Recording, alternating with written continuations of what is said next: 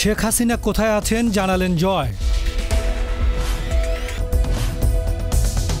ছাত্র জনতার অভ্যুত্থানের মুখে গত ৫ আগস্ট প্রধানমন্ত্রীর পদ থেকে পদত্যাগ করে দেশ ছেড়ে ভারতে চলে যান শেখ হাসিনা। টানা ২ মাস সেখানে অবস্থান শেষে গুঞ্জন ছড়ায় ভারত ছেড়ে আরব আমিরাতে পাড়ি জমিয়েছেন তিনি। শেখ হাসিনার ভারত ছাড়ার খবরে দেশে যখন চলছে আলোচনা, ঠিক তখনই বিষয়টি নিয়ে মুখ খুললেন তার ছেলে সজীব ওয়াজেদ জয়। ৭ আগস্ট রাতে গণমাধ্যমের সঙ্গে আলাপকালে সজীব ওয়াজেদ জয় বলেন, আমার মা ভারত ছেড়ে গিয়েছেন বলে যে খবর শোনা যাচ্ছে তা সঠিক নয়, তিনি এখনও ভারতেই অবস্থান করছেন। এর আগে সজীব ওয়াজেদ জয় বলেছিলেন সাবেক প্রধানমন্ত্রী শেখ হাসিনার ভারত ছাড়তে কোনো চাপ নেই। এদিকে শেখ হাসিনার সঙ্গে থাকা কূটনৈতিক পাসপোর্ট বাতিল করে দিয়েছেন অন্তর্বর্তীকালীন সরকার। এ ধরনের পাসপোর্টধারীরা ভিসা ছাড়া ভারতে ৪৫ দিন বৈধভাবে থাকতে পারবেন। কিন্তু শেখ হাসিনা প্রায় ২ মাস ধরে ভারতে অবস্থান করছেন। কূটনৈতিক পাসপোর্টে তার বৈধভাবে অবস্থানের মেয়াদও শেষ হয়ে গেছে। এখন তিনি দেশটিতে কিভাবে অবস্থান করছেন তা পরিষ্কার করেননি ভারত।